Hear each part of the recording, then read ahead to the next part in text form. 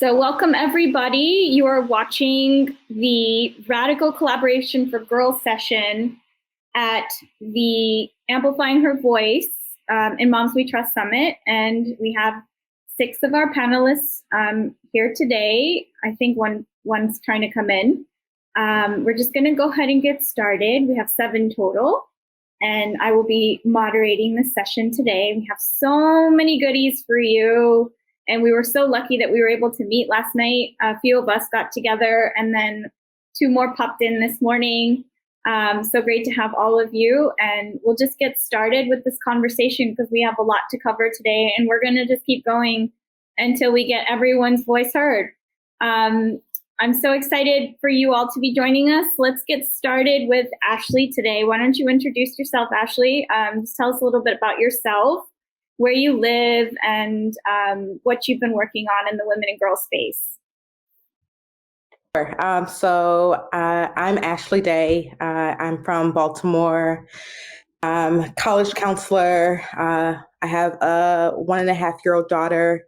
And I started a nonprofit called Women Leading Baltimore, which is a mentoring organization where we're encouraging girls to explore the world beyond their neighborhoods.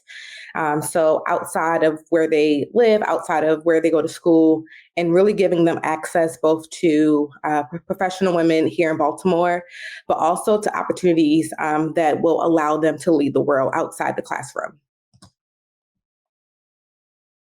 Fantastic. And Christy, could you introduce yourself, please? We're just going to go in order. I'm trying to get Bongai in. Okay. Hi, everyone. I am Christy. I am from Georgia. I am a legal secretary. Boys. For me, what I've newly done, I'm a certified life coach. My focus and target is women and teens.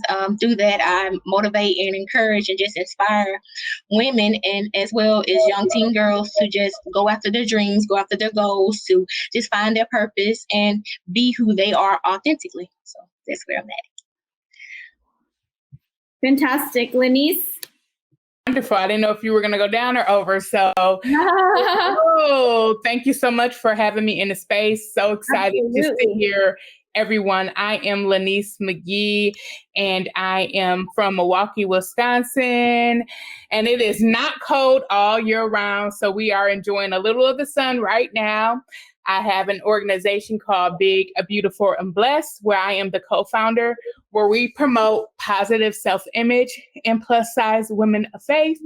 Also, we have a youth component of that, Positively Loving My Image, where we promote positive body image in youth. And so I just enjoy working with women and, of course, young ladies, just promoting, loving the skin you are in. I always say you have to love the woman you are as you are working on the woman that you're yet to become. I am the proud mother of a bonus daughter. So I'm loving that space and just embracing that. So excited to just be able to talk and listen and learn. There you go. Wonderful. Love who you are as you get to who you want to be. I got you. Megan. Hi, everyone. It's such a pleasure to be in this space with such inspirational women. My name is Megan, and I work with a population called third culture kids or cross-cultural kids. Primarily, these are children of military, of missionaries, of diplomats, of immigrants, migrants, refugees, borderland, who are navigating different cultures. I identify as a third culture kid myself, having grown up in 6 countries by the time I was 18 as a Foreign Service Officer dependent. And I really enjoy mentoring third culture kid, young adults, and women and females who are navigating identity, who are navigating belonging, and navigating how to express emotions in healthy ways. Beautiful and brilliant. And Gina, please introduce yourself. We have one more trying to get in. I'm trying to get her in. Belle's on her way. Hi, I'm Gina Bell. I'm a mother of 6 from the Chicagoland area, and I'm a speaker, an author, and the founder of the Tears and Tool movement, which is a women's empowerment project that follows a rainbow tulle skirt to the homes of 52 women in 52 weeks, each one sharing their tears and tool moments. And I wrote this book that accompanies the project. So I'm excited to possibly read that later. Amazing. We're definitely going to get to your book. It's so special that we have you here with us today. I just saw Dr. Artika Tyner, who I mentioned to you, Justice for Girls, and she is in another session, but I'm like, as soon as you hurry up, we've got all these ladies that I want you to meet in this session. So I'm trying to get Justice in here along with Tears and Tools. So now we've got 2 lovely ladies. Names start with B at the bottom. Let's start with Bongai, and then we'll go to Bell. Beauties. Good evening, everyone. My name is Bongai Moloi, and I'm glad to be here. I'm calling from Zimbabwe. It's actually about 10:30 in the evening, but I'm so happy to be here today. So I am the CEO and the founder of End Child Marriages, and it's a nonprofit organization, and our mission is to empower young girls through education. And we mainly work with girls that are vulnerable in the sense that they get married off to much older men due to poverty in their families. So I'm so glad to be here and to be sharing the stage with all these beautiful and wonderful women doing amazing things. Thank you for having me here tonight. Thank you for joining us all the way from Africa. Can you just see this? Like, literally, we've got the whole world. I mean, yes. Right? Yes. One second. Hang on. So, Belle. Well, hello, ladies. I'm in California, beautiful California. I'm sure it's beautiful everywhere. I am the founder and CEO of African Bora. It's a multi-brand business. I have a media brand, a marketing brand, and my other many diverse interests that are my business ventures. Today, I would really be interested in learning and sharing my perspective of how to engage young girls in owning their own messaging and being the CEO of their lives when it comes to the digital space. Brilliant. So if you can tell, like right here on this screen, there's so many different possibilities of how there's models that can be moved across boundaries, across borders. And we heard some stories last night, and I'm going to bring them into the fold since we're now talking about how we've got initiatives where girls can collaborate. I thought we might start with Gina reading from your book. I'm just gonna we don't need to share screens for this one. You're gonna read straight, correct? Amazing. Go for it.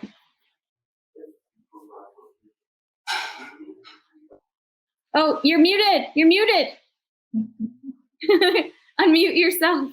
The Tears and Tool of Life. Okay, we're going to start over. Tears and Tool, written by Gina Bell, illustrated by Elena Michelatis.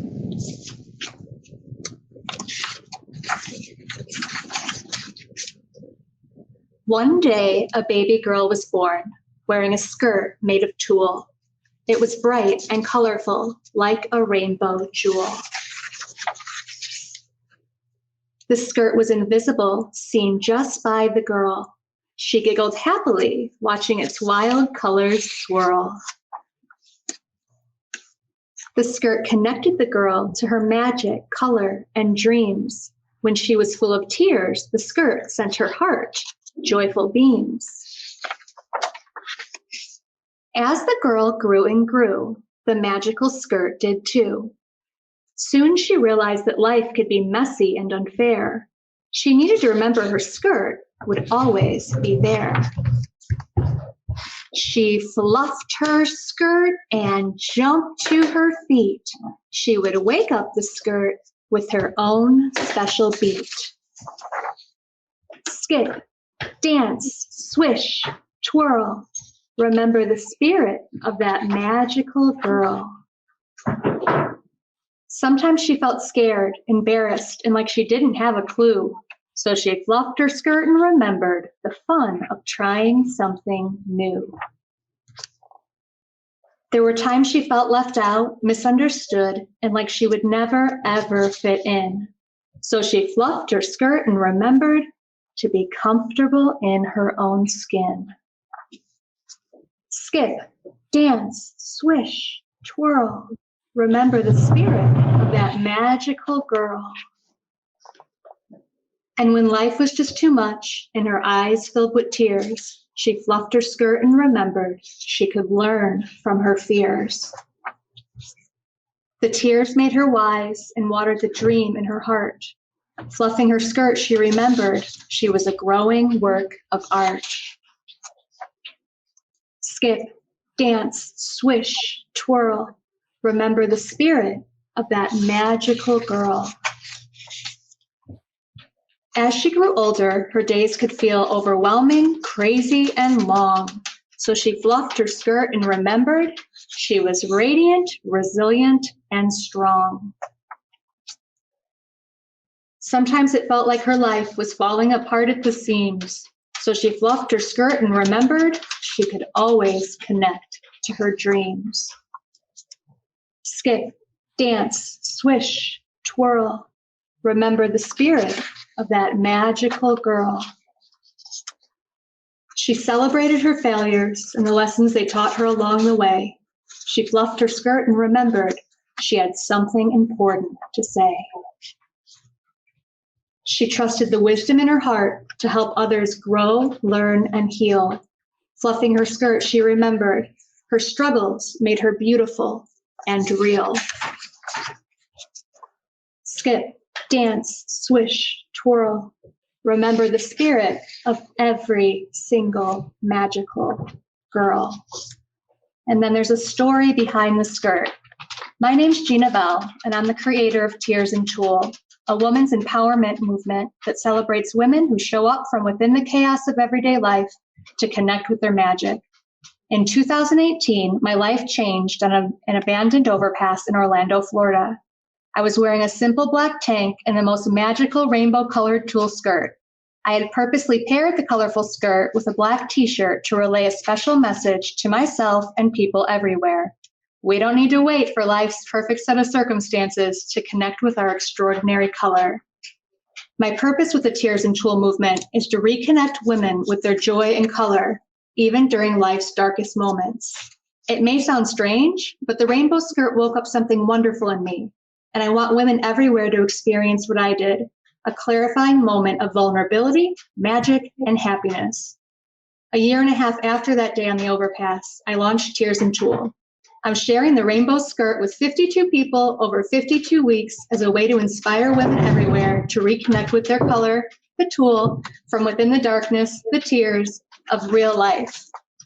While organizing the movement, I learned that my friend and rainbow tulle skirt designer, Cass Youngs, had always hoped one day one of her creations would travel the world. She loved that our two ideas would become one. Each woman in the movement is asked to pair the skirt with something black, make their unique magic in it, and share their Tears and Tulle story with the world. Time after time, participants have shared how much love and positive energy the rainbow skirt radiates. And many participants use their time with the skirt to reflect on their greatest struggles. That's what Tears and Tulle is all about, embracing our perfectly imperfect lives. The end. Or the beginning. You're a mother of six, correct? You're a mother of six. I am, yeah. Oh. How many girls? 4. See? Yes, they're 17 to 23 right now, so they're getting older and going out into the world. But I say that the book is 42 pages long, but it's really like billions of pages long because I think we can all see ourselves inside of it. Amazing, amazing, amazing. So beautiful book. And where can we get this book? At my website, ginabell.co. Okay, so write it in the chat thread for everyone so we have it.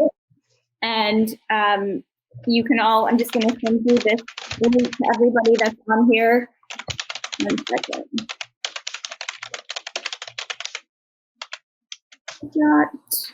The state of women.org. Okay. So everyone sign up for this at some point, and then that way we have this weekly newsletter. It comes out, and when there's news and things like that, we tell people to send us what you've got and let's share. And you can connect with our editorial team, and we've got all these social media handles and things like that. So this is post-event. This is a way that we can start sharing with our broader community. Women Investing in Women Digital has 970,000 Facebook followers. So there's so much, right? So much that we can do just on social and so on and so forth. This is a beautiful book. I congratulate you for writing it and thank you for sharing it. Belle, you have a special daughter with special talents. Would you like to share your screens today and tell us a little bit more about her and what she's doing to inspire other little girls? Yeah, so I have let me see if I can figure out how to share my screen. Let's see. Where's the share button? Oh, great. Oh, I think it's my screen. What? Hold on a second. That's all. Oh, that just took me off. I don't think we're able to do this. I think that's okay. Is that you? I think it's okay if we can't share. We could still just talk about. Okay, sounds good. Let me see one more. We're trying this for the first time, everyone who's watching. This is an experiment. Experiment to see if we can show her daughter's lovely. Oh, wow. Look at you. You got it. Yes. Oh, you can see it? Yes, you did it. You got it to work, genius. Thank you. Okay. Cool. Yeah. So we're all parents, right? And one of the biggest challenges, and I know I had this challenge where if you had asked me a couple of years ago if I'll let my child be on social media, it was going to be not just a no, be a hell no. And at the time, the thought was I'll be exposing her to predators, terrible people who want to take advantage of her. But then I had a change of heart. And the change of heart happened because I have many nieces, nephews, little girls, friends, kids who just love me. I'm Auntie Bell, they love Auntie Bell. So they tell Auntie Bell a lot of things. And I learned a lot from them. And one of the things, what happened was one of the young girls, they came to visit one time. She was so excited. She wanted Auntie Bell to see her TikTok account. And so she was showing me all these TikTok videos that she was doing. Internally, I was alarmed, but externally, I had learned the hard way of not showing alarm to kids because you show it and then you kind of, the trust is gone. And so I went to her mom and I said, did you know your daughter doesn't only have TikTok, she has videos, and some of them, I don't know if she should have them up, and she doesn't know the 600 people that are following her account. And the mom just freaked out, panicked, shut that down, and that was the route. It got me thinking, are we making a mistake as parents? Are we making a mistake going with the approach of not having the kids on social media when we know they're going to get on it anyway? So it doesn't matter that we say we don't want them on, they're going to find a way on the platform. My daughter got on Roblox even when I didn't want her on it. Her friend signed her up. Then she was honest enough to come tell me that she was on it. So we can't really manage how they get on or when they get on. What we can't manage, though, is teaching them as early as possible how to operate in it's a very influential tool that we have in our lifetime. It could be used for good, it could be used for bad, it could be used to break down a child, it could be used to build up a child. If we don't teach them how to use it and they get into adulthood where they start putting pictures that we may think is inappropriate, but then you're trying to tell the teenager, don't put this, don't put that, that might not fly. So my take with my daughter was we're going to embrace it. And part of that for her also came when I saw her struggle with, her friends. She's, I think, one of the very few or only really Black child in her school. There are more now, but it was very difficult for, at first she didn't think about it as being different until she started having encounters where she would have some kids saying she was ugly because she was brown. And then some just not understanding her hair. So they're touching her hair, they're doing all these things. And she started hating who she was at a very young age. I had not been prepared for that. I'm an immigrant. I didn't grow up in this country. I had encountered race challenges, but not like this. So I was living a new experience through my daughter. And it was very difficult for her. She was hating school. And I didn't see that the other kids were bad. They didn't know any better. They didn't understand her being different. And so what we do now is twofold. We use her social media as a way for her to communicate the things that she enjoys, but for her to also learn how to be social and for her to embrace who she is. So now when we want to post something, it doesn't have to be amazing or anything like that. I'll ask her, okay, what would grandma say? Would grandma like this? Or what's your intent? Why are you posting it? And sometimes she may pick a picture that I don't think is appropriate. And I would ask her, what message do you think you'll be telling the world? And so little things like that being involved, but she's in the driver's seat. So I say she's the CEO. I'm just her board of directors. Before I would be the one saying, no, I have to manage. We need to do a photo shoot. And I said, no, we're not going to do that. She's just a kid. She gets to tell me what she wants to post. And then I get to tell her whether it's a good decision. I help her work through it, through that decision making. Why do you think this is a good photo? Why do you want to post it? What message are you trying to bring out? And I work with her, but she's the one that's going to arrive at the final decision. Now, of course, if it's not where I am hoping that she would end up, then I use that as a teaching opportunity. So I really wanted to talk today about, and I wanted us to really possibly discuss it, is if we're taking the stance, and I've seen some people take the hard stance of no way my kid is not getting on social media until they're out of my house. And then I'm thinking they'll get on there anyway, but would you have prepared them for the future if you had taken that position? Would you have prepared them to know what a better decision is versus what a dangerous decision is? When they're in college partying and sharing party photos, would you have prepared them to make a decision that would not compromise their future?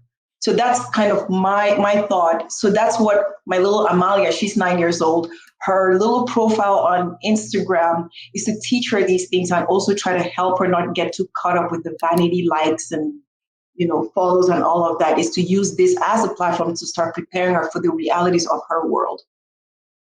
Beautiful. So Lene and Kristen, can you tell me, do you have daughters? Can we get out of the screen share, love? Do you know how I'm trying to exit. I think it's the crossbar on the There TV. we go. There we go. Awesome. Do you have daughters, Christy? Lenice? Yes, no? I actually have 2 boys. I have no daughters. Lenice? Do you have daughters? I have a bonus daughter, yes. How old? Stepdaughter. Yes, so she turned 17. I was trying to pull I didn't want to share a screen, but she was one of the models that was a part of the Big, Beautiful, and Blessed, the youth edition. Okay. So I was going to show really quickly. Can you share screens? Are you for social media for your girls? You think it's like something? Huh? Yes, I definitely am. If I agree, it can be, you have to definitely monitor it and have open communication. And how can you gear that where it is a space to empower your voice, and where you can definitely control what you have coming in and how you filter those things. And so I definitely believe that it is a space to learn how to communicate, because in the real world, I think it's just important to teach that skill set, and also learn how to, you have to cut people off in the real world. You can cut people off in social media as well. And so what do you allow to filter in? What do you allow to say, is this true? Is this helpful? Okay, I can block you in my real life. Let me block you in social media as well. How are we going to do that? Okay, why are you feeling this way? Why did you accept that as your truth? Is any part of that true? Okay, how can we look into this a little bit more? So I think that it offers a space for conversation.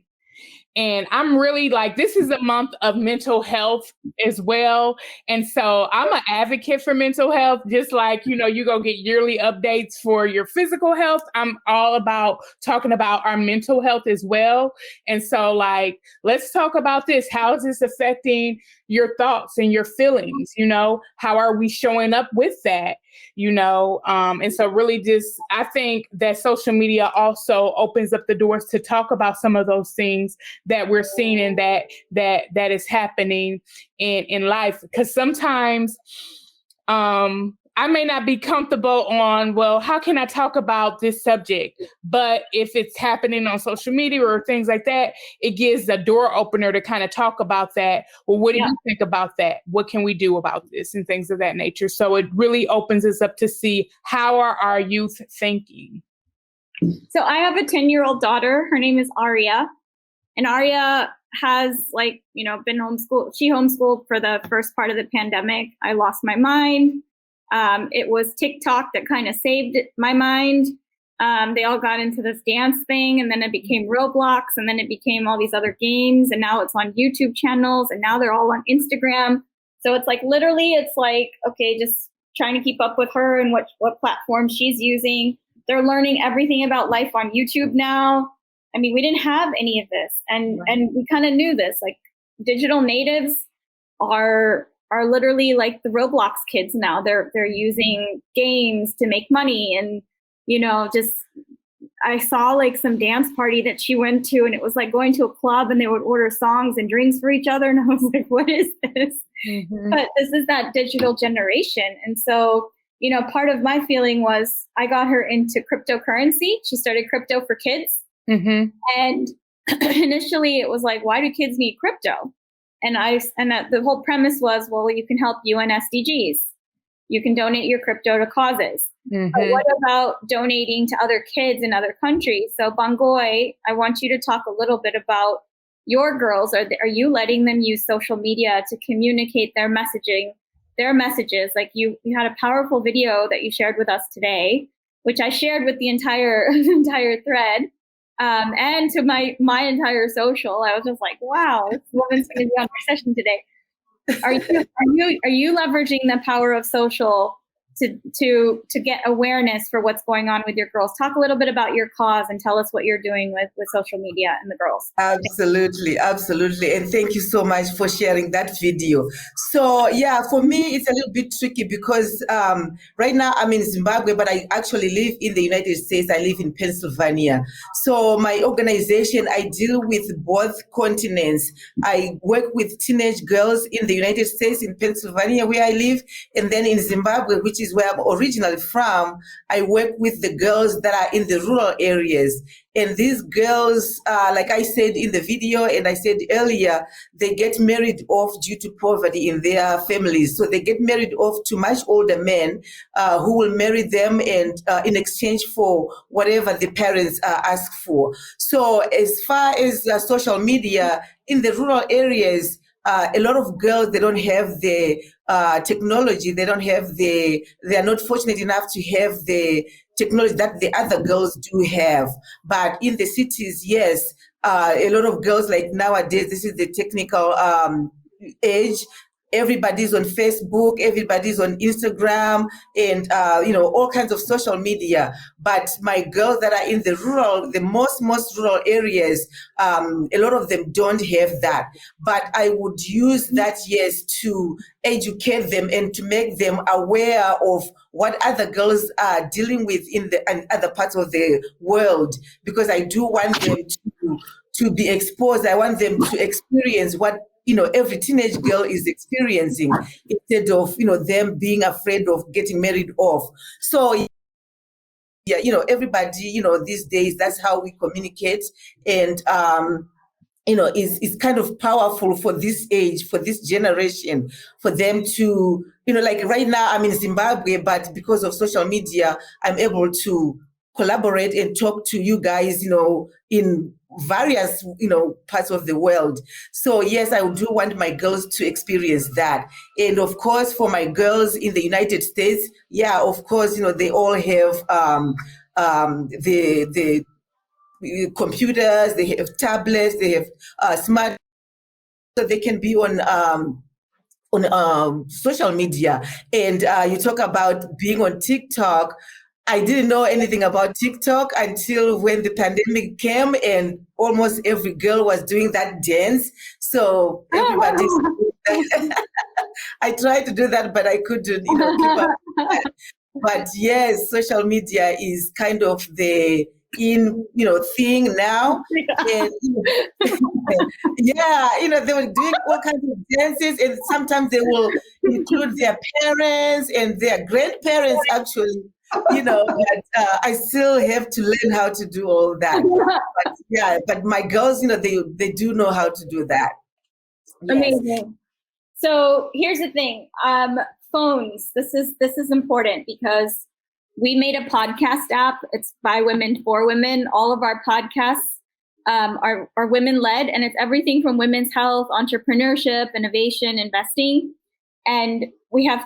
I took my daughter's college fund at the beginning of the pandemic, and I said, look, I can either put you through college or I can put 900 million girls through education. And we're going to build this podcast app so they can listen and learn no matter where they are in the world. We're going to build it on Android, iOS, and there's a new platform called KaiOS. And KaiOS works on $20 mobile phones that are now in Zimbabwe, Nigeria, Rwanda, Kenya, and lots of places in Asia. And they're these cheapy phones, but once you download the app, you can listen and learn. And every time you like, share, and follow, I'm going to give you tokens. You can take these tokens and then get rewards. But more importantly, I'm working on it such that you can now convert those rewards into money.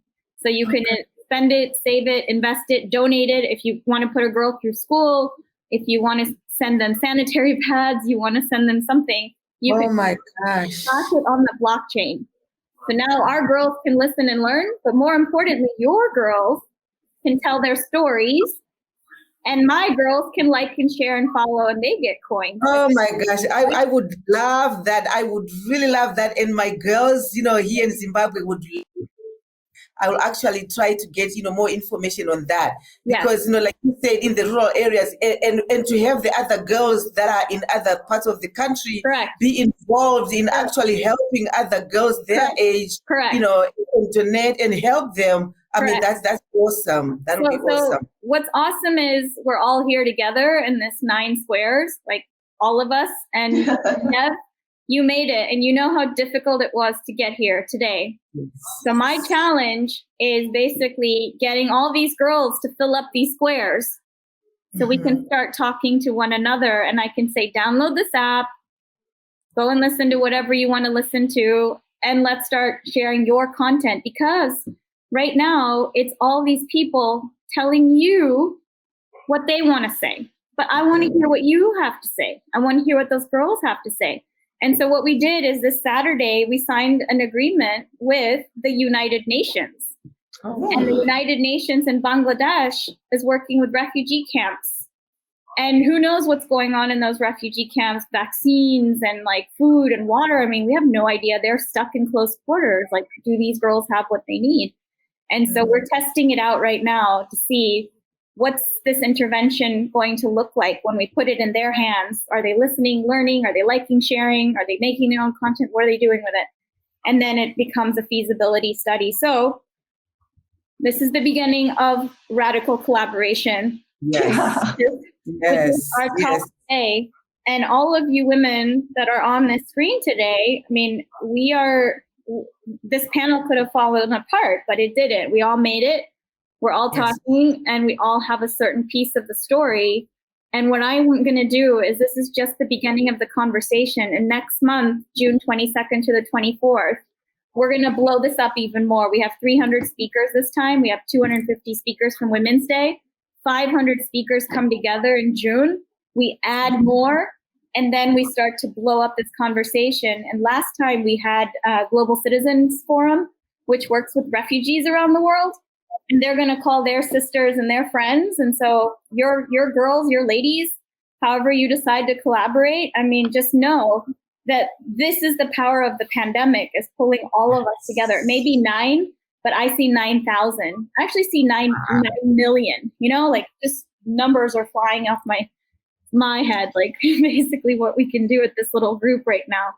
Ashley, tell us about your movement, love. I want to hear about what you've been doing in Baltimore, how you've been bringing women together. Share your screen and tell us your story. Women Leading Baltimore started out as a one-day mentoring event connecting high school girls in Baltimore with professional women, where they got to sort of go past a woman's title and really see in real time, what does it mean to be a lawyer? What does it mean to be a doctor? Because you all know, like, we get so caught up in titles where, all of our titles don't even begin to chip at the number of things, at the impact that we're making every day. And so girls got to spend a day with a professional woman based on what she aspired to do.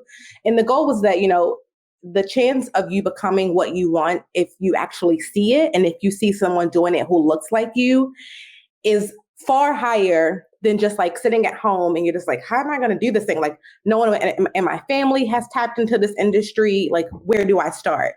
And so it was also to sort of inspire them that, like, adults are more inclined to help and talk and listen to youth than they are to their peers, because, once you become an adult, it's one thing to make friendships, but it's also a very different thing to build friendships at work, because everything feels transactional.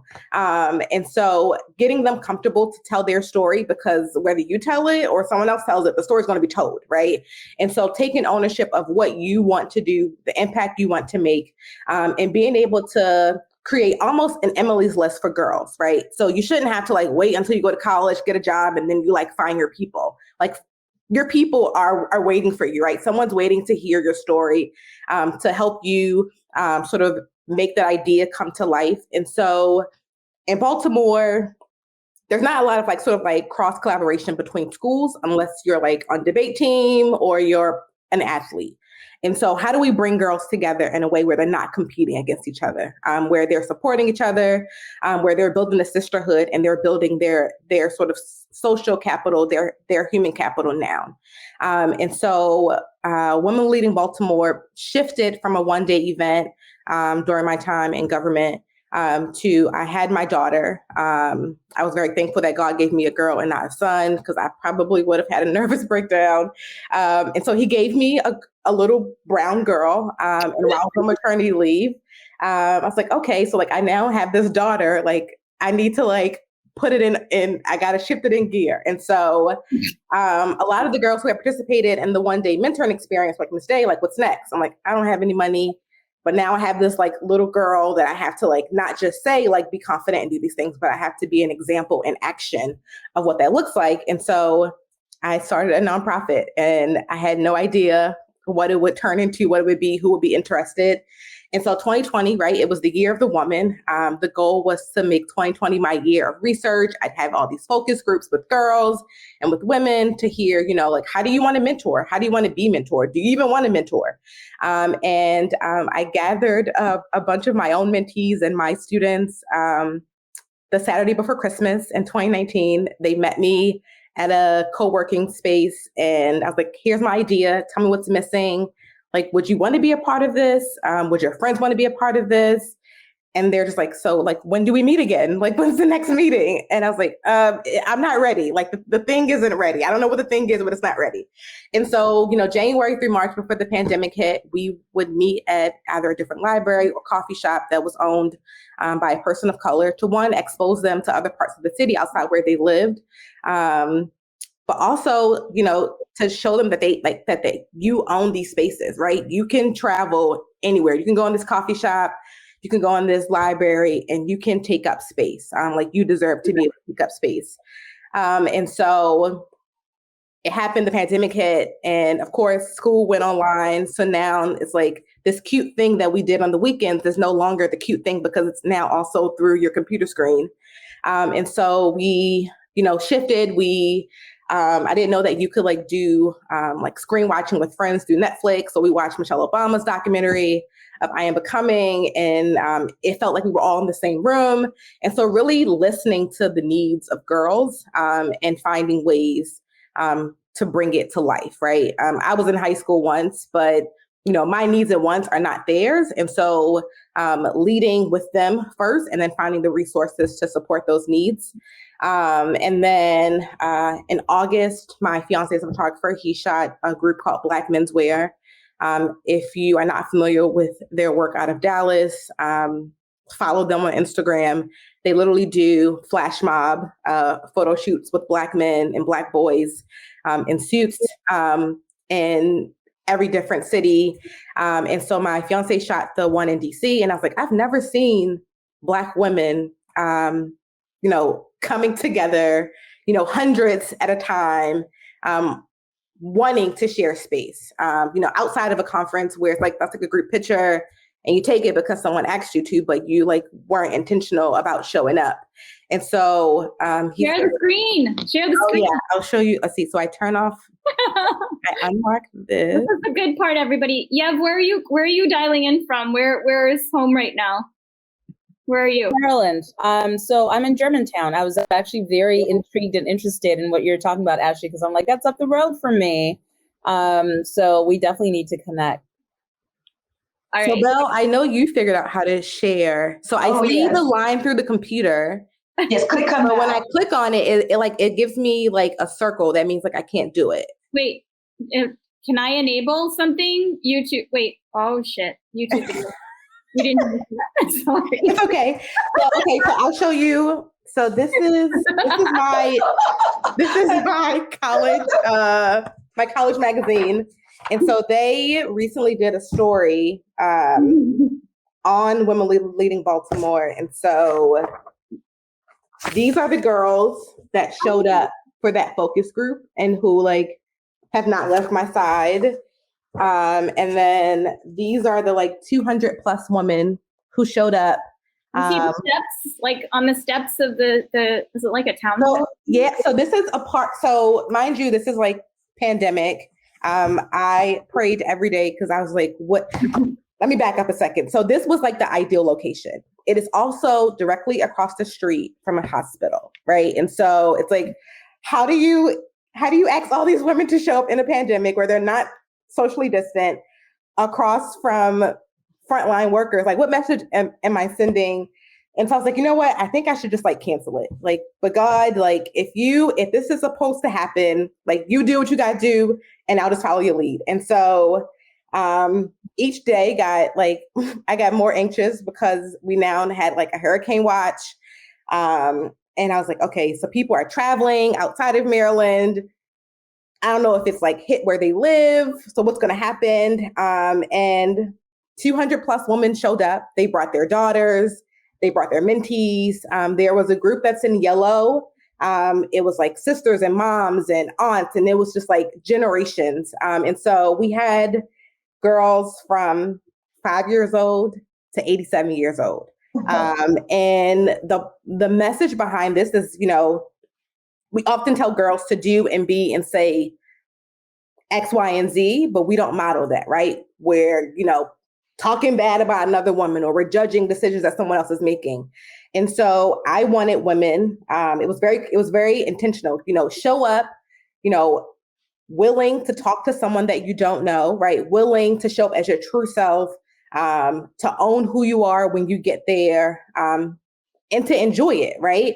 And so many of these people did not know each other. They maybe follow each other on social media, but, never really interacted. And so to see all these people show up, I mean, my niece was here who's 10. And one of the things she said when it was over was I didn't know that strangers could be so nice to each other, that specifically women could be that I don't know you. I don't know what I can get from you. I'm just I love your energy. And you're talking to me, right? And so it was proof that women really, it starts with us, right? We are the gatekeepers. And as a mom now of a daughter, being very intentional about the words that I use when I'm talking to her or talking about other women or girls around her. It's also shifted how I engage with my mentees, because it's easy to sort of tap into situations based on how you were raised or based on your own experiences. but like it's 2021. And I think one of the things that I love about being a mom of a girl is that I can rewrite, I can change, I can remix how it is that I want to mother or how I want to mentor and show up without feeling like, oh, I've gone against sort of this manual of how I'm supposed to do it or who they're supposed to be, but really following their lead and reminding them that I am here on the journey to support you, not to dictate who you become. Amazing. So we have a couple comments on this, and Lenice, you're also doing some work on like being comfortable with yourself and somewhat mentoring because you've got a 17-year-old daughter. Yeah, do you have a daughter yourself? How old? I do. My daughter is 2.5. Okay, great. So Lenice, go first, and then Yeb, go next, and then we'll get to Christy and Megan. Okay? Yes. So thanks. And wow, I'm just loving all of this and loving what everybody is doing. So I am definitely looking to connect and see how we all can stay connected. So the space that I am operating in is, again, just really embracing young girls and having them open up about loving themselves and loving their skin and loving who they are. And it came first from, again, working with adult women and finding out that a lot of, we were working with plus size women who were, sometimes they weren't struggling because they were plus size. It was just other areas that they were struggling where they were not like loving themselves. But then we were noticing that a lot of young girls, and it had nothing to do, of course, with their size. They were just dealing with bullying and dealing with just a lot of different things where they were not embracing who they are or were not being true to themselves or just exploring who they wanted to be. You know, when you're young, well, at any age, it's great to kind of explore, what do I want to be? Who do I want to be? And not put yourself in this box. And so, and especially having a daughter myself, and really seeing that she needed that space to be able to freely decide, like, okay, I like this, I don't like this. And it's okay to explore and try new things and not feel intimidated or put in a box by others because I want to discover who I am. And so through Positively Loving My Image, we use modeling as a tool. So a lot of the young girls want to be models and things of that nature. So we do a model call. We call the girls and they come and they go through an 8-week course where they actually learn about different things about loving yourself and what does that look like and how do you show up for yourself. And I have this shirt on today, Hear Me Roar. How does that sound? How does it sound to love your own voice? How does it sound to speak your own truth? And in modeling, you are the model, right? And so you are representing yourself. And so it's really about being confident in that. And so in the end, we all win. So yes, they are learning the different things about modeling, of course. That's the fun thing. And then they form friendships and picture, but I don't have it close. But then they each design their own shirt and they come up with, they pick a quote or they write their own quote about what do they want to say? What do they want to speak? And so then they take a group picture together with that quote that they come up of on their own about their truth. And so they really just kind of form a bond in that group. And then again, of course, they have the fun through the modeling and all that. And they get to model different designer clothes and things of that nature, get their hair done, makeup and things of that nature, like makeup, because we still want it age appropriate. And so, and then they get to pair with some of the adult models at the end. And so it's a big event and we celebrate them at the end. But again, through the whole 8 weeks, they are learning different concepts of what is your voice, what is loving your skin, what is showing up, what is some, how can we take the skills that you're learning here and how do you apply that in the work world? How do you apply that if you decide you're going to run your own business? Do you apply that in the classroom? How do you take that? Because we want to hear your voice and we want you to be authentic to yourself. And it's okay to make mistakes. It's okay. And is it really a mistake? Is it just part of the learning and the growing? And so we want to hear that. And that's the kind of space we are creating for them. So you're on mute right now. That's probably a good thing.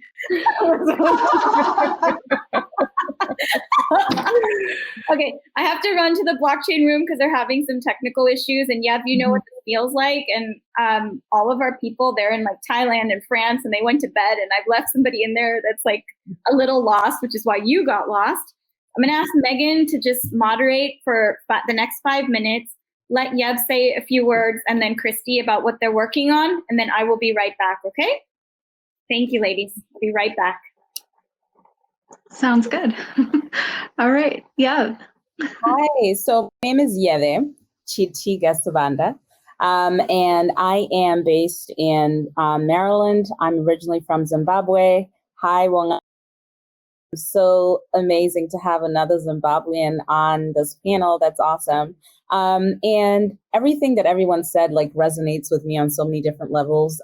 So growing up in Zimbabwe, I was in the majority until I moved to the US when I was 16 and have been since I was 16.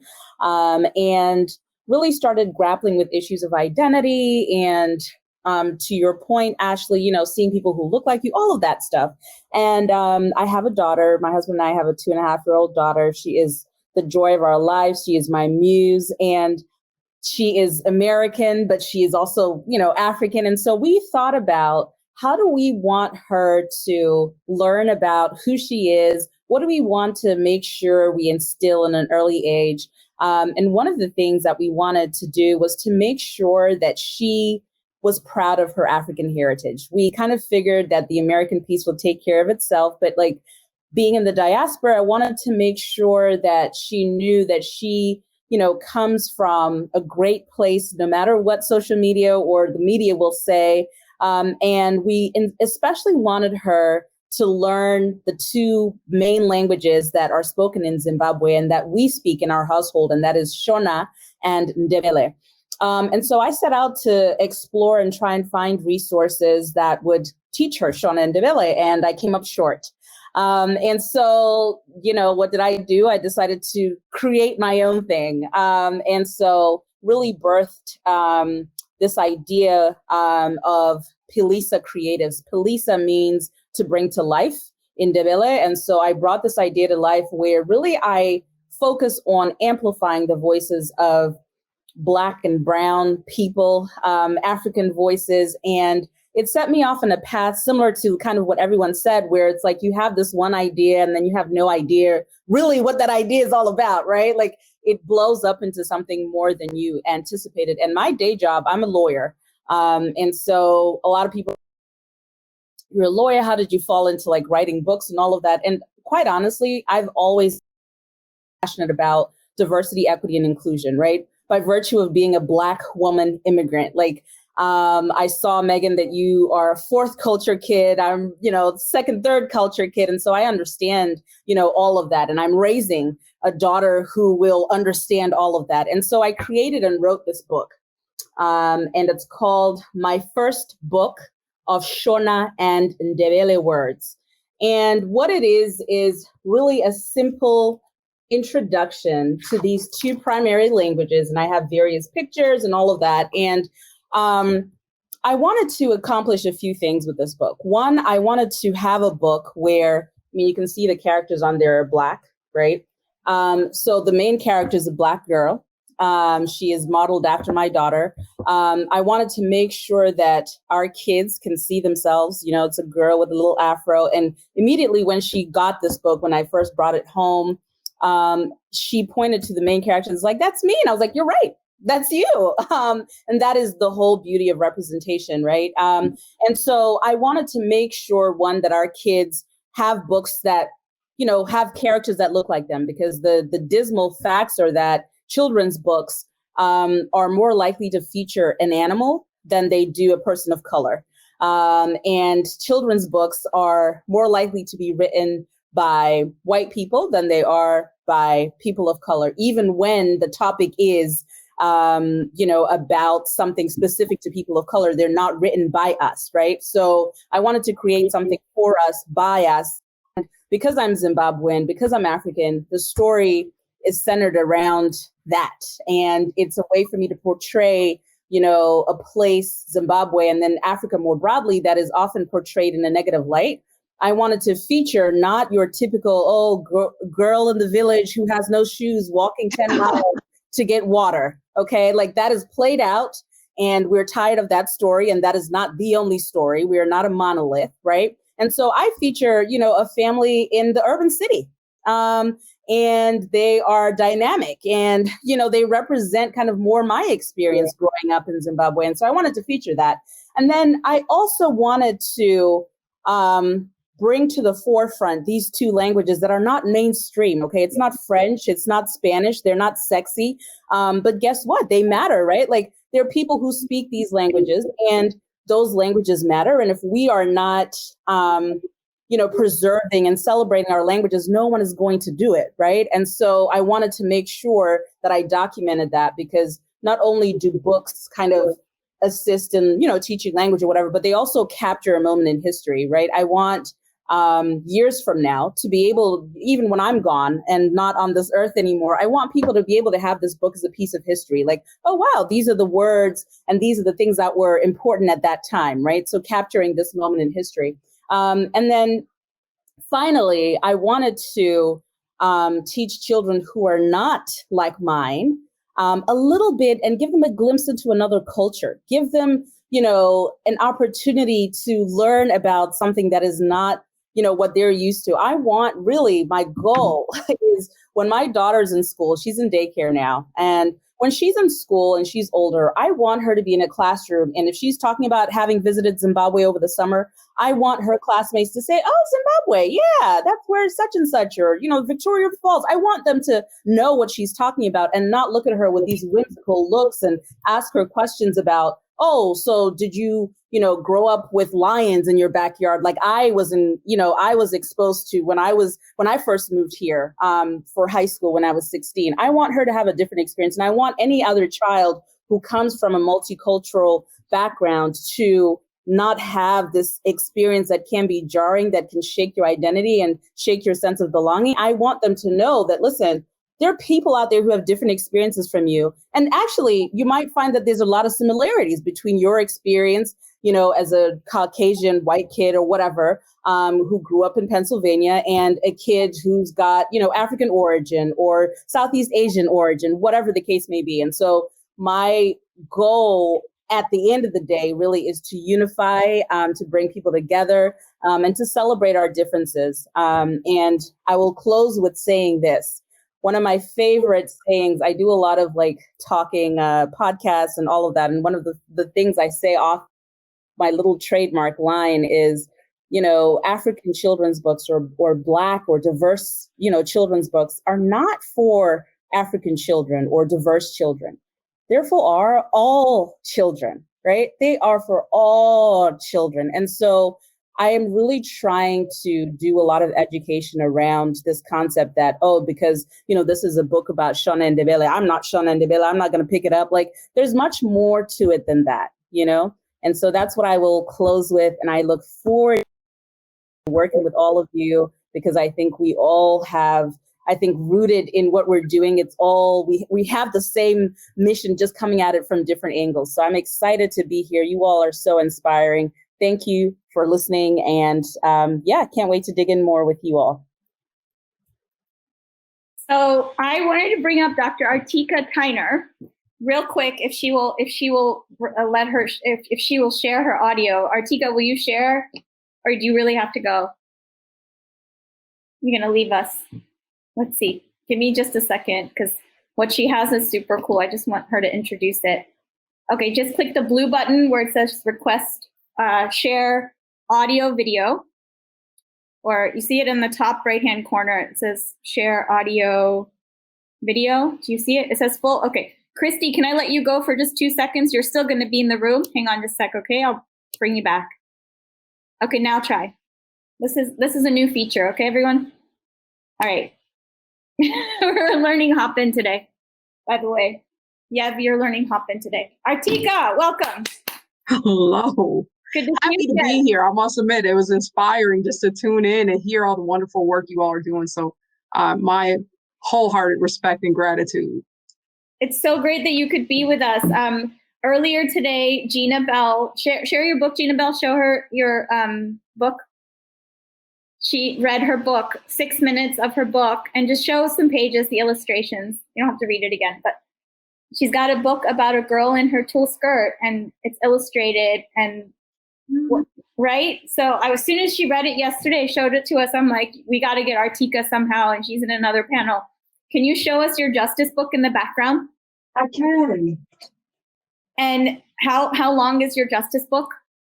The justice book, it's about 20 pages, and it includes some learning activities in the back, and then also bios, because I wanted young people to learn more about the folks that we featured, from Wangari Maathai, The Power of Environmental Justice, to Shirley Chisholm and Got Voice, Got Power around civic engagement. So for me, I really wanted this to be a learning tool that would show all young women that you're never too young to make a difference. And the piece that I just heard, I also didn't want people to go, oh, is Africa a country again?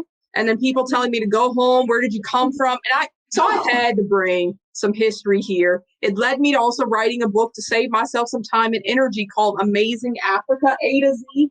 I know you can't cover the whole continent in just those short pages, but I sure wanted to try. So I'm just picking up books. We did Kofi Loves Music to talk about the history of music and how music from the continent and around the world has impacted modern music.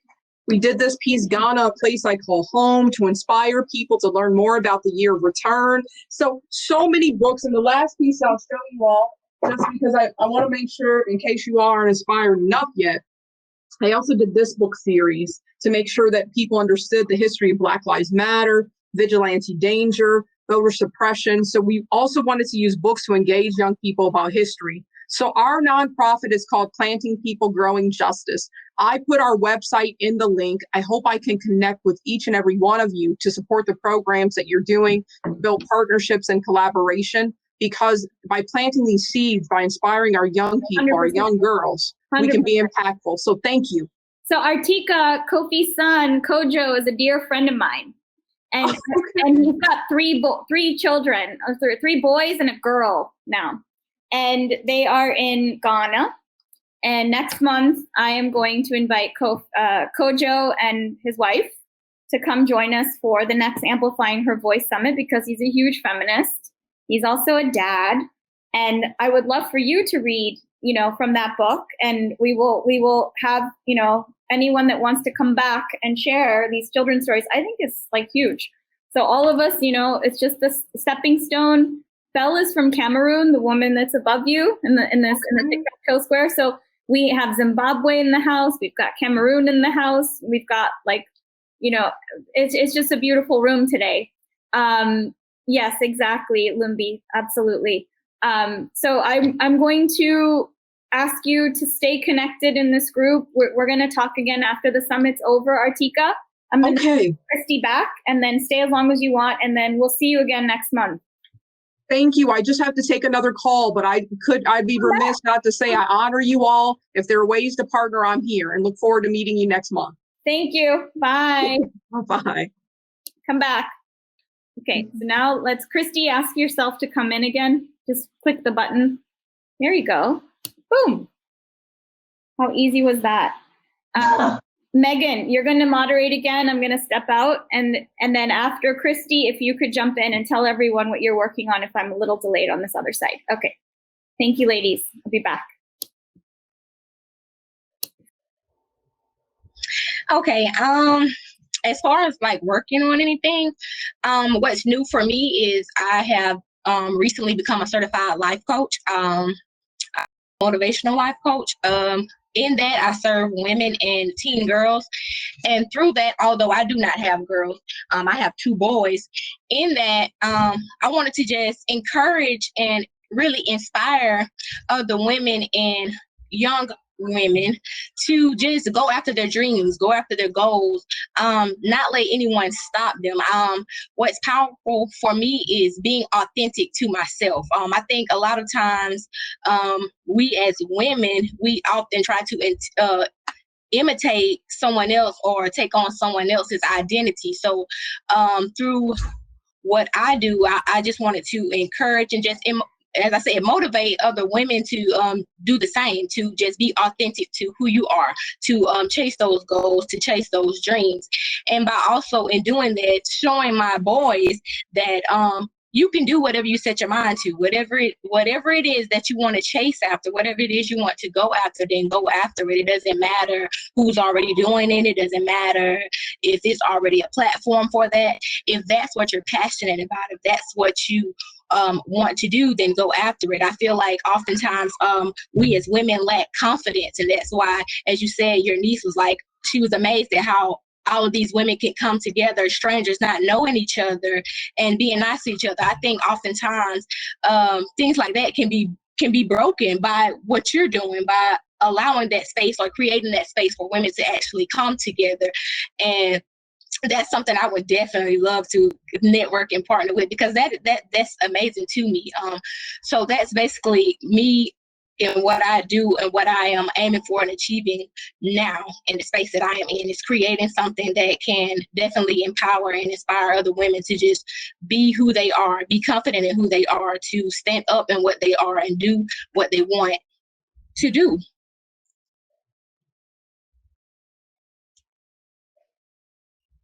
Fantastic, Christy. Can you hear me? Yes. Yes. Okay. Thank you. Well, I just want to share a little bit more how I feel that my work is so much in alignment with everything that you guys do. And I'm so grateful for this platform, because I don't know about you, sometimes I feel really siloed in my initiatives, and I'm on social media, or, you know, I have the website. I need to ask Belle from some of her tactics, but it just seems that sometimes I'm connected to the same voices. And so how do I diversify? And so I'm very grateful for this platform and this Amplifying Her Voice initiative, because we're seeing each other for what our passions are. And also, I want to say that we also have South Africa in the house, because I lived 3 years in South Africa. My parents lived 2 years in Zimbabwe. And so we just moved every 2 to 3 years to a different country. And so parts of our house has those spaces that we cultivate that represent the cultures that we've adopted. And so I just feel very connected in a virtual way. And Belle, my best friend, my bonus sister, is from Cameroon. So this is amazing connection. And we met briefly last night on a call, and it was late here on the East Coast, but I said I was so energized afterwards, because we shared from our heart and we shared our visions. And so, like I mentioned earlier, I work with populations that have crossed cultures, and so they don't feel like they belong in one location or one place. And where are you from? It's such a complex answer. I have my own 5-second answer. I have my 5-minute answer, and I have let's go grab a cup of coffee answer to answer where are you from. And with the next generation I'm working with, and I loved the conversation about social media too, because with the pandemic, I've really encouraged my mentees to lean in authentically in those spaces, and to break the relationship of likes and follows equals my self-worth. And it's just, this two-sided coin, right? Where you have to encourage that self-regulation, but also some of my mentees, they were evacuated or they were repatriated to the US in the middle of a pandemic. And so they don't know their community. They don't know their local community. And so they're very attached to their friends and community overseas. And so it is that tension of how do you develop that relationship. And then also last night I was talking about how when I work with young teens going to university or are university bound, when they've lived in different countries all over the world, they're coming with these cultural lenses and these understandings of what does justice, what does discrimination, what does just cultural codes, like what does that mean? And so that's a whole kind of conversation I hold in these spaces with the teens about how are you going to be positioned and perceived? How are you going to be a bridge builder? How can you use your experiences and your voice to connect? And sometimes I say, you know, we have hidden diversity because, yeah, we've come from places where we've been on receiving ends of mattering or marginalization. And so how do we become bridge builders in our new communities? So it's so complex. And I have a book coming out. It's called Belonging Beyond Borders, because I feel that I belong beyond borders. And I feel like even last night, our conversation was resonating that we feel we belong to each other beyond man-made borders or boundaries. And so as we stay connected, I'd love your feedback into that book. It's more of a workbook for teens and young adults because it explores identity. It has power, positionality, it has allyship, it has a lot of terms that I find that third culture kids don't know when they come back to the US. And so I've incorporated that. But I'd love for you guys to give me feedback too of how it can be incorporated and used more broadly, even with domestic third culture kids, because it's not just people who go overseas, right? It's people are crossing into school systems that are different every day. And that's code switching, and that's being activating cultural agility, and that's a skill set. So anyways, I so appreciate, again, this space, and if anybody wants to respond to what anyone has said. I can so relate, Megan. You're talking, I'm like, do you do this for adults? Because I struggled a lot when I kind of did, cross-cultural adults, Right. Because I never realized I would ever be in a place where I didn't quite fit in 100% in any community. I can't go to Cameroon. I remember the first time that hit me was when my brother-in-law's brother had come to the US, and we speak a broken English language we call Pidgin. Nigerians speak it, we speak it in Cameroon. And so I was talking to him and he said, "You sound different." I'm like, "No, I sound like everybody." And he's like, "No, if you go back to Cameroon, everybody's gonna know you're no longer from Cameroon." And I got mad and we got into this big argument. I was very offended initially, but then I just realized one of my best friends had explained this to me, but I never could empathize with her. She was Canadian, her parents were diplomats. She was born in Canada. She came to school in Cameroon, had an accent, so she stood out, came to the US. So she told me she just didn't know where home was for her. And I just couldn't get it. I was like, home is Cameroon, but you're here now. And all of a sudden, that's me. That's me raising American kids. I call them American kids with your own different challenges. And as I shared earlier, being exposed to unique challenges that I actually literally had to go to social media groups to understand how to even approach some of the challenges. And I know her challenges are not over, things that I cannot relate to. So I cannot come with my Cameroon lens and say, here's how you deal with it, because I don't know how you deal with it. I can go to my mom, who went to school here, but is from another generation. It's completely different. So there's just, I really would love to read your book. There's so much. I mean, I want every book that I've heard about today from, is it Yeve? Am I saying it right? Mm-hmm. Yeah, I love your name. Gina, I want that book. I felt like standing and twirling when she was reading. I'm like, that's me. I need to twirl, and then Ashley, maybe I'll come to Atlanta. Christy, keep motivating. Bongai, we need to talk. I don't know if I mentioned, ladies, I have a media platform which was kind of similar to what Eve was talking about, telling these African stories. And I created it was a print publication, but now it's online. I would definitely want to connect, maybe do interviews and just kind of share it more broadly. And Gina, your book, I want to talk about it on my social media. I think I want it for my daughter, actually. It's a big deal for me to raise her as a strong woman. So when I listen to all of you, I am just like, oh my goodness, it's a big deal for me. I'm sure, you have daughters, I want her to be that really strong, fearless woman that is not thinking in terms of limitations, but is thinking in terms of possibility.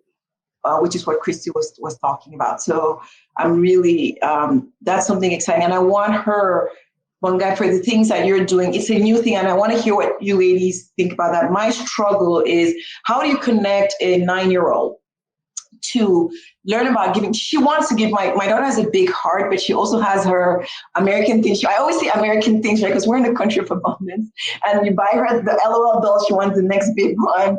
But she has the heart where she wants to save the world, but she wants to do it with your money, not hers, that kind of thing. So how do you teach a young girl how to do kind of what I think Anu was talking about with the app, or support the initiatives like Bongai has?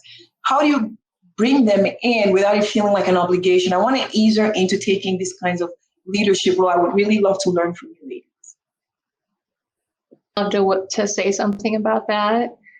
I have this one sentence empowerment activity that I do with people when I meet them. And it's basically a tears and tool moment of the day.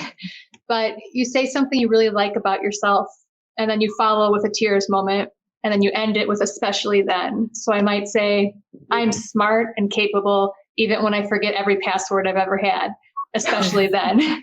Or I am brave, even when I'm afraid of the sound the crescent tube makes when I pop it open on the counter, especially then. But I think it can help bring us all together and really stand in being powerful, capable women, even when life doesn't go as we expect it to. So that's just my little bit of something I work on every day. Thank you so much, Gina. I think I just want to chime in, Belle. So is it Belle or Bella? Belle. Belle. Okay, excellent. Yes. I echo everything you said.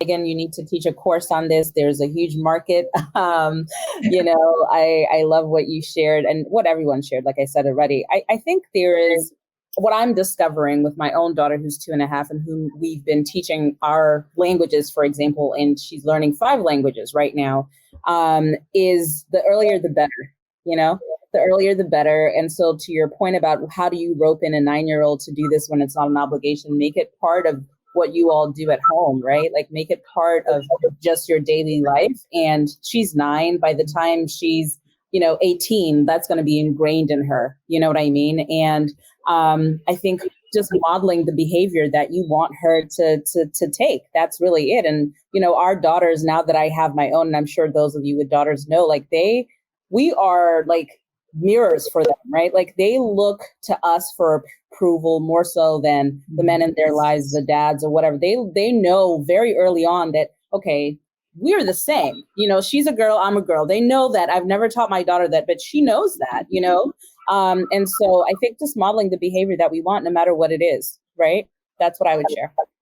Absolutely. Yeah. Thank you. Absolutely. I absolutely agree with you, Yev, because as the kids grow up and they see what you do as their mother, they just see what you do and immediately they just follow what they see you do. And if you start, helping other children, helping other women, empowering other people, they have no choice but to just follow what you are doing. So, also for myself, I would say, the reason I went into doing what I'm doing to empower these young, vulnerable girls, I actually saw my mother doing that, because I don't know if I shared with people before that as a young girl growing up, I witnessed child marriages in my own family. My grandfather, who was 75 at the time, ended up marrying a 12-year-old girl. And my mother was telling us that, this young girl is my father's wife. But, it didn't make any sense to us. But she went deeper. She explained to us what happened, because this young girl was married off by her parents to my grandfather. But anyway, she ended up running away 2 years later. But my mother never stopped explaining to us what happened to this young girl. She had ambitions just like we did. We were about the same age when she was married off to my grandfather.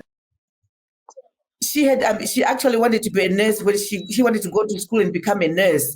And my mother was explaining to us that, like you, meaning us, you tell me that you want to be this when you grow up. This is what this young girl wanted to be, but she couldn't because of what happened to, within her family. She was married off. But anyway, so that's how I really got to see that, as grown-ups, if we don't do something to people that are vulnerable, disadvantaged people, it's up to us to do something to make a difference, to make a change, to make the change that we want to see.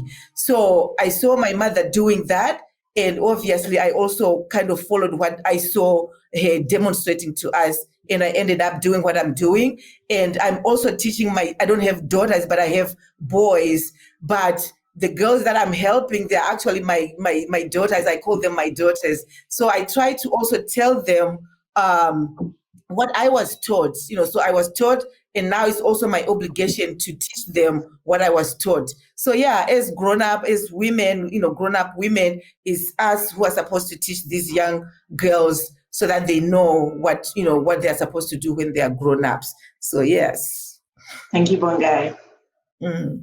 Amazing. So if we can get Lumbi to say a few words, I'm gonna let Lumbi tell us where you're from first, and then I'll let you respond. And then and then you can comment about what you're doing after you comment on what we just heard from Bongai. Where are you from? Right. Well, I'm from Zimbabwe, actually. Oh, so I see some fellow Zimbabweans that I know here. So and some that I don't know that I want to connect with. So see, that's what this is about, radical collaboration. So right. It's like I was born in Zimbabwe, but I only speak one language though. I only speak Ndebele and Zulu. I don't speak Shona, but I would love to learn how to speak Shona. But I'm really, really bad at speaking Shona. So just so you know, but I would love the book that is in Ndebele and Shona book. That would really help a lot. As to what I'm doing, and by the way, thank you for having me on here. I'm only going to be here for just a short period of time. I'm just enjoying the conversations that you guys have, and it's amazing. Just listening to all of you is really uplifting, and I'm just learning a lot from you. But as to what I'm doing myself, I'm a philanthropist. I'm working mainly in the US and Zimbabwe. My philanthropy, my nonprofit is called JB Dondolo. Thank you, Anu. It's called JB Dondolo. It's named after my father, JB Dondolo, because I want to keep up. I want to keep his legacy alive. He's no longer alive, but he was an orphan and he never went to school. My mother was a school teacher. So I come from a large family of 10, and I'm the last one, the youngest, the baby of the family. So, and I like that. I'm spoiled, you can say that, and I enjoy being spoiled. But the nonprofit was founded soon after my father passed away, or just right before my father passed away. He asked if we could continue his legacy. He asked if we could finish his work at Ikusi Clinic, which was to refurbish the clinic so that it had women didn't have to give birth on the floor, and that it had he put like electricity and everything. He just wanted it to be functional and to extend the maternity wing so that it had more beds. It had only 3 beds 2 delivery beds and 1 recovery bed. So he wanted to make sure that the women had dignity, that the women didn't have to struggle and be, he just didn't like the situation. So I started a nonprofit and called the JB Dondolo to keep up his legacy. And it does what it's supposed to do. However, I sort of diverted from what my father wanted us to do, because when I went and saw his project, I stumbled upon something called water, clean water, lack of clean water, because the clinic didn't have any water. So they asked me instead for water rather than the clinic. So I decided to give him water. Since then, I'm loving it. And I know I heard you say something about, I think that was, I can't remember if that was Gina or someone else that mentioned something about what people think about Africa. Maybe, I can't remember who it was, that people think that we walk, barefooted to just go collect water and stuff like that, and that there's animals everywhere just roaming around, lions and everything, which is not true. We definitely want to share that story, the good side of Zimbabwe, that it's not all about just the bushes and people not, walking barefooted and there's nothing else. Because we do have the underserved, just like any country has the underserved population, they have the impoverished population. We do have that in America. We see that every day. So I am catering to the people who are underserved, who are impoverished, who don't have water, because we want to get women out of the cycle of poverty, of having to walk miles and miles away to collect water, because that's all they end up doing, collecting water, and girls don't go to school because during menstruation periods and there's no water in the facilities, they can't take care of themselves. They can't care for themselves to clean themselves up, and it becomes humiliating and degrading for young girls. So we want to educate the young girls so that they go to school and finish school and they're not neglected. And the women, we know that women, when they're empowered and they have access to everything, that they can become educated and they become entrepreneurs, because women really contribute a lot to the global economy. We just need that equal space to play. So I'm trying to elevate the women, give them that space so they can play and be seen and become contributors to the economy. So my organization does that by making sure that we remove barriers of access to clean water, sanitation, and hygiene. And we get rid of poverty and promote gender equity. So that's it in a nutshell. Sorry to take your time. You're on mute, Anu. Yes. I don't know what to say. No, I'm saying you've got 8 sisters on here and more listening, and this is going to be shared in our digital library again and again. And we're going to have another summit in June where we're going to build out this conversation even bigger. All of our speakers from the March event are going to come. There's 250 sisters there and 300 from this conference. So we'll have 500 people invited back who've finally figured out how to use Hopin, God forbid, all figured it out. And then we bring next time you guys are going to help me get your other ladies, because you know how complicated this thing is. But once you figure it out, you're going to tell other people, we're going to blow this shit up. I'm not even kidding. Like we made this happen today. However, all of us were blessed enough to get on here, and this is unlimited number of users. You just have to figure out how to use it. One step at a time, we'll start to get our voices. We'll pull some hearts in along with it. And then comes the money, right? So it's one step at a time. Let's all get ourselves on the platform, continue sharing what you're sharing. I'm gonna allow this session to go on as long as you need it to go. Talk about whatever you want, share. I'm gonna go and monitor another session because I have to. But for you guys, stay please, and I'll bring Christy back. And then if there's other people you were raising your hand, Yev? Yes, I have to drop for another call, but I wanted to ask how we all can be connected and all of that, because we're connected on the thread. We're connected on the WhatsApp thread that I've added you to. Are you on WhatsApp? Oh yeah. Okay. So I've added everybody on this panel on a WhatsApp thread. Lumbi, text me your WhatsApp number. Everybody got login, registration, all those emails from us, 1,000 emails. I'm going to put the stateofwomen.org website. So sign up for the newsletter. Worst case, just have someone contact me or look me up on LinkedIn, and I will connect you on our WhatsApp thread for those who want to be connected. I'm going to get Christy back, and then I'm going to leave. Wonderful. So Limby, I'm going to text here. Can you send me a WhatsApp, please? 460. And then I will create a thread so we all register for the next one, and we all bring you back. And if you want to be in the same session, just say, we want to be in the same session, or, you know, whatever it is. But we'll do it again. Okay. And then you tell your friends, and then you tell everybody else that needs to be with us, right? Yeah, we're connected on email. Okay. All right, ladies. Absolutely. That's great. I'm just gonna sign off because it's 12 midnight here in Zimbabwe. Next month. We'll see you next month. But it was amazing. It was an honor to be here with all the amazing women. And again, I would really love to connect. So I will stay on the WhatsApp group, and I will stay connected with everybody. Looking forward to it. Thank you so much, everybody. Thank you. Bye, everybody. Bye. Thank you. Bye. Yeah. Bye. Should I bring Christy? Should I bring Christy back? Christy, you there? Just ask to share your social, your audio, if you're there. You hear us? There she is. Okay, great. Awesome. So I'm gonna sign off. You guys can stay as long as you want. I think everyone's signing off. Let's see. Okay, stay as long as you like. I'm gonna hop. Thank you. Thank you, Anu. Bye. Appreciate you guys. Megan, did you speak today? You did, right? Yes, I did. Mm-hmm. Oh, great. Awesome. Thank you, love. Nice to meet everybody. Bye. Bye. Bye. I'm gonna leave too. Bye.